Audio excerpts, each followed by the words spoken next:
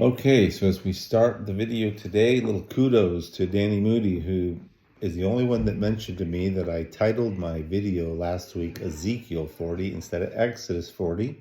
So that just shows you how well we pay attention, including me. That's why you proofread things a couple times. But anyways, we are in Leviticus chapter 9, verse 15 through chapter 10, verse 3.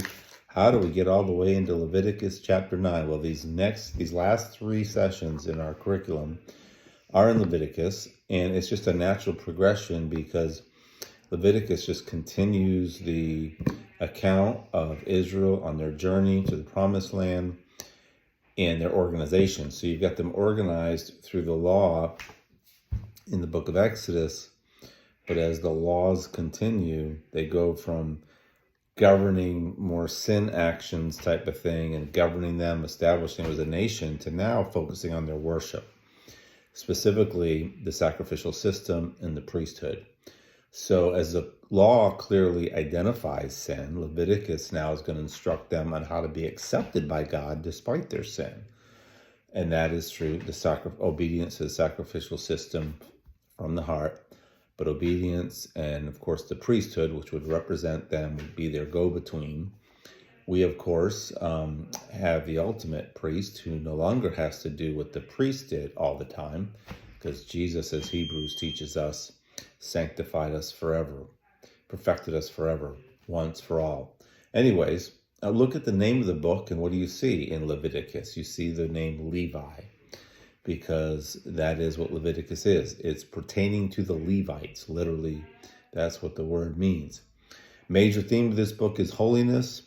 The idea of holiness, either holy or holiness, those terms will be used about 87 times in this book. So it's obviously the theme of the book, not only God's holiness, but what God has designed to enable an unholy people, as we all are, to be able to be in his presence in the sense of worship, etc. And so that's really what this lesson is all about. The curriculum titles it Separation, but to me, this lesson is about God bridging the gap of that separation. That's why I titled it Accepted by a Holy God. Yes, we're separate from God. God is separate from us because he's holy, but he dwells with us, right? And he's, at the end of this passage, or at the end of chapter 9, the acceptance of the sacrifices enables God to dwell, to fill the tabernacle, and for even Moses and Aaron to be able to be in God's presence when that takes place. So as we look at this, I can't emphasize this to you all enough. I hope all of you do what I'm about to tell you to do this Sunday. I normally wouldn't tell you to do this, but in this passage, I think you need to teach the passage backwards.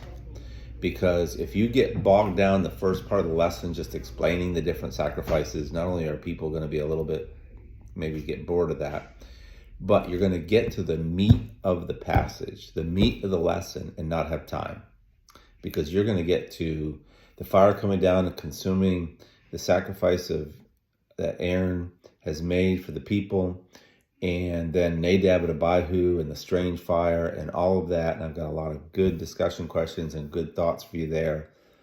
You don't want to be doing that at the tail end. Do that first. Then if you have time, you can go back and walk through the different sacrifices and what they were for, and etc. You won't have a lot of time. At least I won't have a lot of time, as I'm teaching in the Navigators class this Sunday. But anyways, you don't want to save Nadab and Abihu for the end, or prior to that, the fire coming down, because that's the key. That is the key to the passage. So start with that, because the sacrifices, they can go afterwards and it'd be fine. It doesn't have to be a chronological thing to get to that. So you would want to mention the sacrifices, mention in the introductory way what's in that passage real quick, just 5 minutes or so. Talk about what's going on there, and then culminating with, again, the acceptance of the sacrifices, which is where you really want to key on. And then you can go back and put in more details later.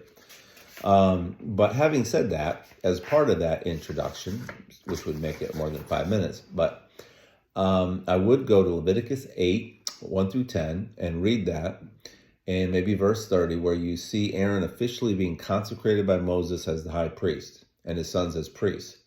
Then you get into chapter 9, verse 1 through 14, which is right prior to our passage, and you see Aaron for the first time acting as priest in the tabernacle. But what he does first in verse 8, and this is important. I'd have this at the beginning, then go to Nadab and Abihu. Verse 8, let me read it to you. So Aaron drew near to the altar and killed the calf of the sin offering, which was for himself. This is really important because Aaron's got to be atoned for his sins before he can then atone for the sins of the people, which is what the next offerings are, the people's offerings. And what a contrast it is to Jesus. Jesus is the great high priest who didn't have to have any sins of his own atoned. And since he was sinless and the eternal Son of God, he only had to make one sacrifice for sin. So anyways, that's a great point that you can make. But there's also some irony here. Aaron is killing a calf for the sin offering. This is the same Aaron who in Exodus chapter 40, not chapter 40. I'm sorry, I got ahead of myself. Who earlier, what does Aaron do when Moses is up on the mount? He makes a golden calf and leads the people in idolatrous worship. So there's some irony here now, and just amazing grace. Here's a man who led the people to idolatry using a golden calf, and God is now allowing him to be the high priest, the one through whom the line of priests come, through his tribe, the Levites, through his sons, to lead the people. So again, a great example of God's grace. Then you get to verses 22 to 24. At least I do. I hope you do. I could move right to that passage, verses 22 to 24, where Moses and Aaron goes into the tent of meeting. Aaron's finished the sacrifices. He's made all the sacrifices. He's presenting them to the Lord. And they go into the tent of meeting together, which is interesting because in Exodus 40, Moses isn't even allowed to go into the tent of meeting because of the fullness of God's glory that's come in. Well, now God's going to accept the sacrifices and enable them to go into the tent of meeting as he brings down his fire to consume the sacrifices, which demonstrates that they are accepted. Why does Moses go in with Aaron? Well, I think because this is a transition. And so the people knowing that Moses has been basically acting as their priest, it's now kind of a physical symbol of this transition where now Aaron is going to be the official priest, high priest, and his sons, the priests. So the sacrifices are consumed by fire. The passage is very clear. It comes directly from the Lord. This is not fire that Moses or Aaron lit. This comes down from the Lord, just like God brought fire down to consume the Elijah's sacrifices when he was demonstrating to the prophets of Baal who was the true God. And that's followed immediately by Nadab and Abihu in chapter 10, verse 1, taking fire. This isn't fire coming down from God. Taking fire and putting it in their fire pans. So there's the contrast. There's a lot of discussion about why their fire was unauthorized or strange or foreign. Well, we don't know all the details that could have been involved there, but we do know this. There's a huge contrast between what they were doing and what just happened. What just happened is God brought down fire to accept the sacrifices. They're taking fire, perhaps from off the altar, from the coals or somewhere, and they're doing something that God has not commanded them to do. That's clear. And because of that, it's called, the King James uses the term strange fire. The Hebrew word literally means foreign, and that's where you get the translation strange. But the idea is unauthorized, which is how the CSB translates it. It's strange or foreign because it's not according to God's directions. It's not according to God's commands. It's foreign from what God commanded them to do. And because of that, God brings down swift judgment. Nadab and Abihu, two of Aaron's 4 sons, are killed for doing that. And a great discussion question would be, why would their actions be so severely judged by God? There's going to be priests that follow them, like Eli's sons, Hophni and Phinehas, who are committing whoredom and all kinds of sexual sins and everything else within the temple, and they're ultimately judged, but not swiftly and immediately like this.